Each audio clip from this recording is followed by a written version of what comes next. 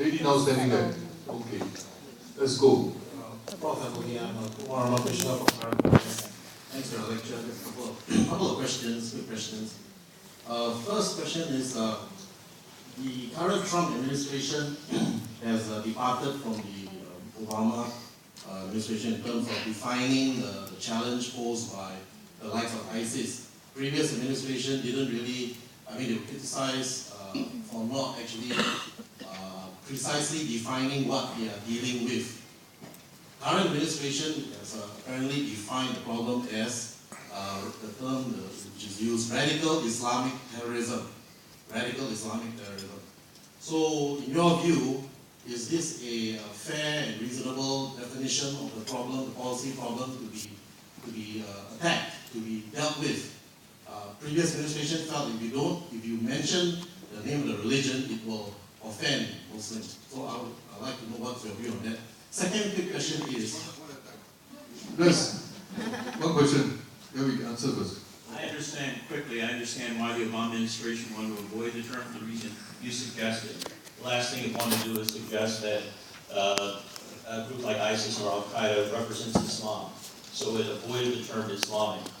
My analysis today indicates that if that term were used responsibly, this is terrorism in some cases that is an interpretation of Islam. In that sense, I agree with Graham Wood.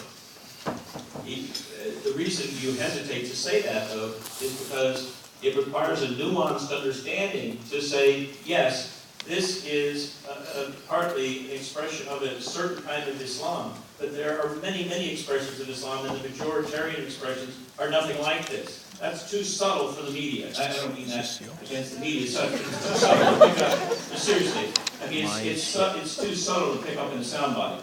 So Obama, if he erred on the side of not leading that interpretation, and President Bush before him made it clear eventually that this is not a war on Islam.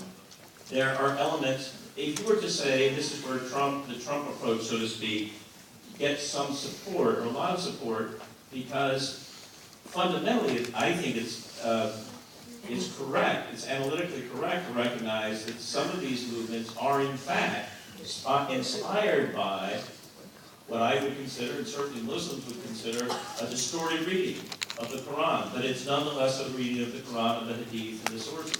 So I think that's where accuracy lies, but I understand why there was a hesitancy to use the term. Your second question, one? Thanks,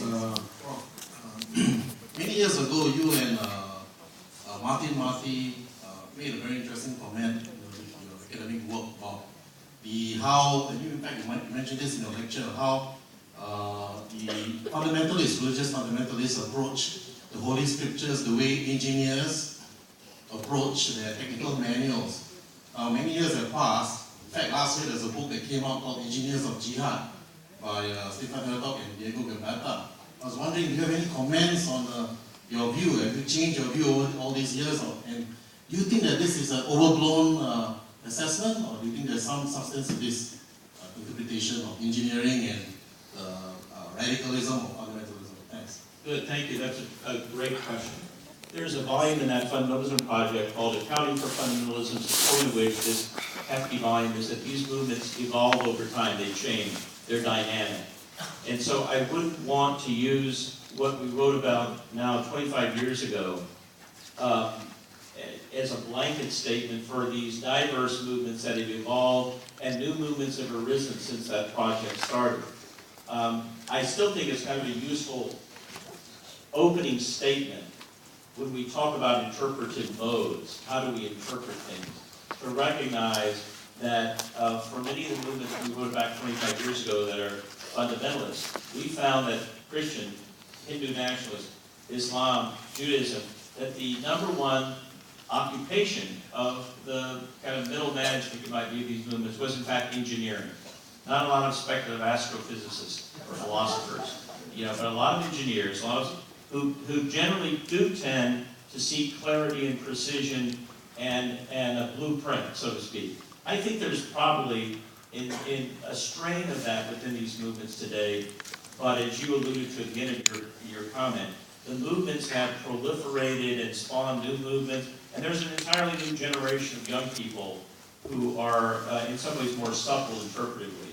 So it's a dodge of an answer, other than to acknowledge that it needs to be updated, that the work needs to be updated. Thank you. Young lady, your turn, and then we go to Augustine, and then we come here to this lady here. Your name, please? Hello. Good afternoon. I am Rachel. I am an undergrad from the University of Liverpool. I have two slightly more theoretical questions that I think may be relevant to this dialogue, although they are not related to militancy. The first question relates to the idea of science as the new religion, because we put a lot of sacredity in probability, in statistics, in engineering, in quantitative analysis and medicine and everything, right? You do see the effects, for example, vaccines. The science comes out and people use it as a weapon to push their own agenda. And I feel that this is very much a reflection of what religion used to do. So this is not a new idea. Many theories have talked about it. So I just wondered how this would fit into the interior. How would you see this fitting into this, what we're talking about here? That is my first question. Do you want to answer it first? Can I just clarify, you're asking the relation between religion and science? No, I'm saying how science has taken over, secularism in fact, science has taken over the role of religion as the sacred, yes. So do you have any comment about that? And how that would fit into this whole idea and dialogue? And you have a second question? Why don't you ask the second one so I can think about the first? Sorry, my second question is a little bit easier, I think. My second question is, do you think that there's any fundamental difference between monotheistic religions and polytheistic religions? Because polytheistics, their gods tend to be a little bit more human, okay? There's no great sacred god or Allah, but instead we have like, Zeus, if we want to talk about Western audience who like has a lot of so-called human flaws, they fight amongst each other, and even within the Chinese or the more oriental religions or Hinduism, we have a lot of different gods and everything. So because of the shape of the religion, it shapes people's minds to not expect their gods to be perfect. And therefore, it is still weaponized in many ways. Hey, my God versus your God. But do you think that there is a difference in the effect of the shape of the religion, monotheistic versus polytheistic? I must say you asked big questions. let me take both of them and try to be succinct about the first one about science and religion. I alluded a moment ago. The original Christian fundamentalists who took the name fundamentalist for a time before we and others used it more promiscuously for other religions, they were in fact reacting against what they considered the encroachment of science in the realm of religion, especially through Darwinism and the teaching of evolution, which is still controversial in some parts of the United States. Deeply fundamentalist evangelical, not as much as it was in the 1980s, when creationism was very much, but the intelligence design argument and so forth. The general sense there, and this is where you do have to differentiate across religions very carefully, because Catholicism, for example, within Christianity, has always accepted evolution, what we call theistic evolution, unlike evangelical Christians and some fundamentalists. But the point is that the sense that science is encroaching upon the role of God as being always explaining everything, really the source of all progress and meaning and value. This is a threat to theism, and I think still is considered in some circles to be that. What's very interesting about the so-called fundamentalist reaction is that it's imitative of science. It shows its weakness against science. So the creationists, for example, wanted to prove empirically with data that the short Earth theory, which is not going to win. You're just not going to win that argument. But they yielded the ground to empirical science by saying, okay, we'll fight science by arguing the science itself, rather than saying something like, which is what the Catholics would say, the way that nature evolved and what science can explain about everything from quarks to evolution to cell structure is science's realm, and it should not challenge the mystery that goes with the creation by God. And that mystery and the quality and the meaning of creation is an altogether related but a different question. And that's where we contribute. What does this mean? What do we derive from that creation soul? So it's an ongoing battle. It's not quite as pronounced in every tradition as it is in evangelical / hard evangelical fundamentalist Christianity. Much more can be said about that. On your second question, in the paper yesterday, the local Singapore paper, I happened to notice that the BJP in India is still trying to build the temple of the Lord Ram. This is not Zeus, it's the Lord Ram. And this is a Hindu nationalist movement that, in a way, departs from Hinduism, which itself is a departure from what were local practices in the Indus Valley, and becomes, under the British Raj, a kind of collection called Hinduism, a construction. And now Hindutva, Hinduness, Hindu nationalism, goes even a step further by saying, our God is just like the Christian God. He was born at this birthplace in Ayodhya, and we just tore down in 1994 the mosque that was that Islam had built to encroach upon this sacred birthplace of the Lord Ram. And that was during the time in the 90s when the Ramayana, the epic, was on TV in India. This is the construction of Hinduism as a teleological, mundane religion, which is not true to its practices, but it's a nationalist movement. It's a weak religious movement in that sense, in that these are Hindu nationalists who are in conflict with the 120 million plus Muslims in India and so on, and it's appropriating not only elements of Hinduism, quote unquote, but of Western style fundamentalism to create a movement that reifies or essentializes Hindu mythology and makes it turn into kind of a Western, almost Christian birth myth of the Lord Ram. Complicated way of saying that we have to be very attentive to the fact that Asian traditions themselves are very different among themselves, and that their understanding of time and space and telos and kingdom and the Godhead is very different. So what makes it very interesting is that nonetheless, within pockets of Hinduism and Buddhism in particular, there have been movements that have become militant and organized and organizationally. The head of the RSS, the Hindu movement, read Hitler, read fascism, and imitated Western structures to create a politically mobile movement. So it's very interesting in a globalized religious milieu that traditions that want to be militant and organized and aggressive sometimes need to borrow from other traditions. And that, I think, is very much the case in the Hindutva movement. Good big question. That's just the very beginning of the conversation. Thank you. All right. Augustine, your question, then we go to the lady.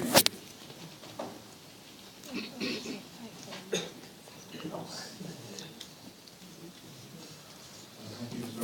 Augustine. I'm a journalist with Channel News Asia, but the session is off the record. So, two phrases that struck me: will of God, a path to follow, and emergency clauses in Scripture.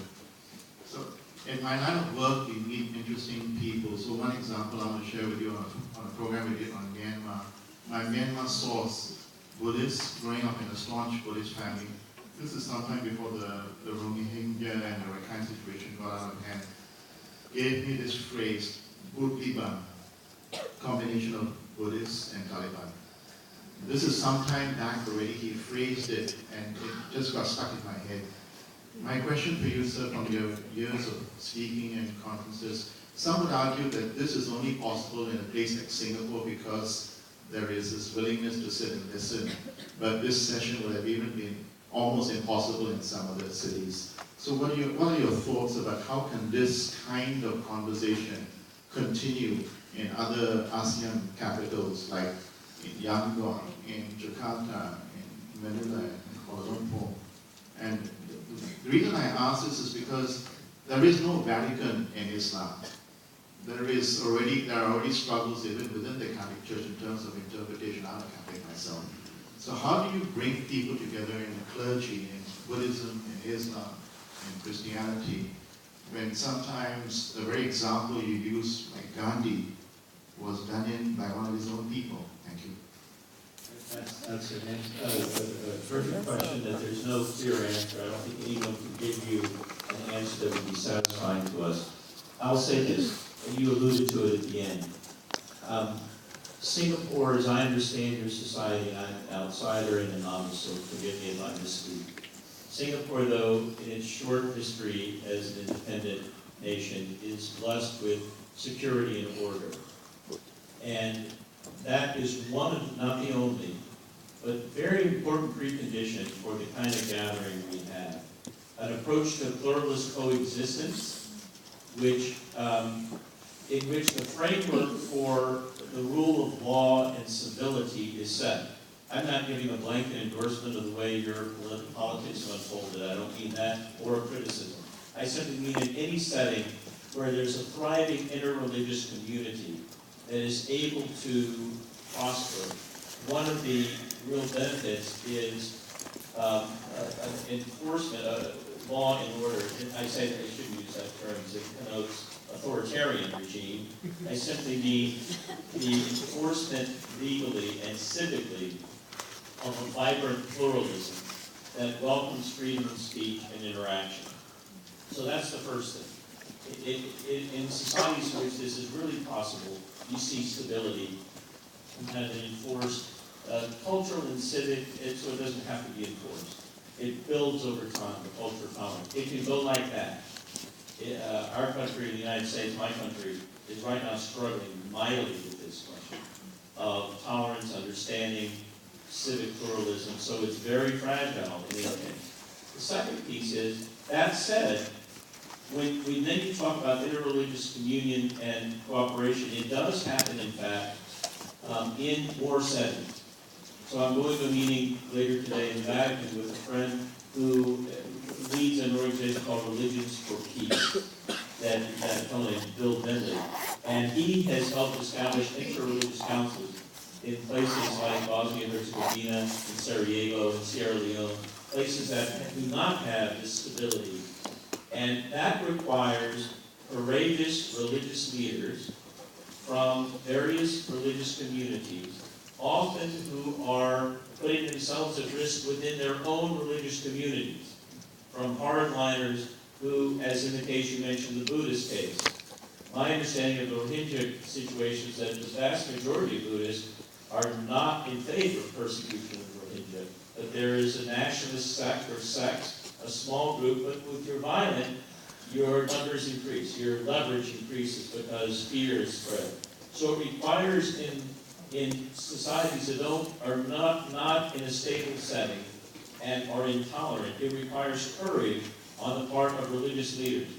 These interreligious councils around Africa and parts of the Middle East that now exist are fragile, but they are beacons of light and hope in those societies. So it is possible, but it does require, first and foremost, courage on the part of religious leaders.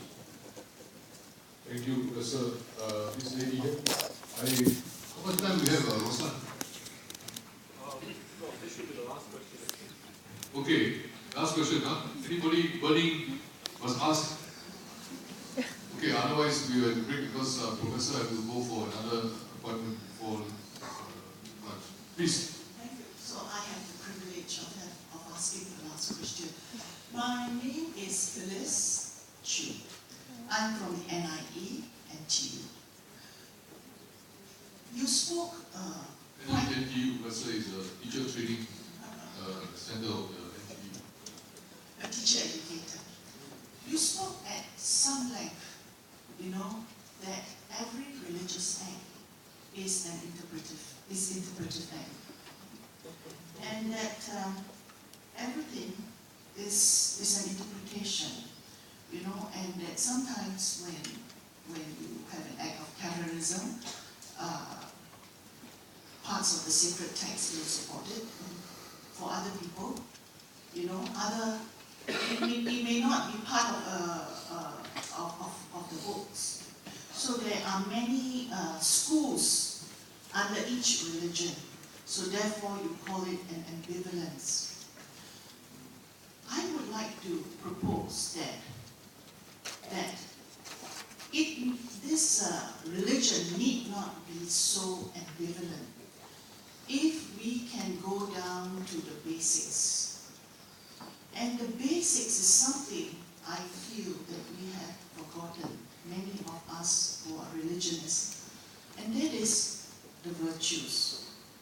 I think that if we look at the virtues, which are things like fairness and tolerance and empathy and kindness, understanding, love, peace, I would say that these are the silver thread that unites all the religions. Some people call it the fruits of the Spirit. Some people have called them the heart of meaning. So, if we look at the ABC, the very, very basic, what I just said might be a silver thread that can unite the religions. It might no longer be ambivalent. So my question is this, why is it that in so many dialogues that I go to on religion and conflict and peace building, why is it that this is hardly ever mentioned as really the ABC of what religion is all about, which is to teach us the virtues? You folks don't ask easy questions, do you?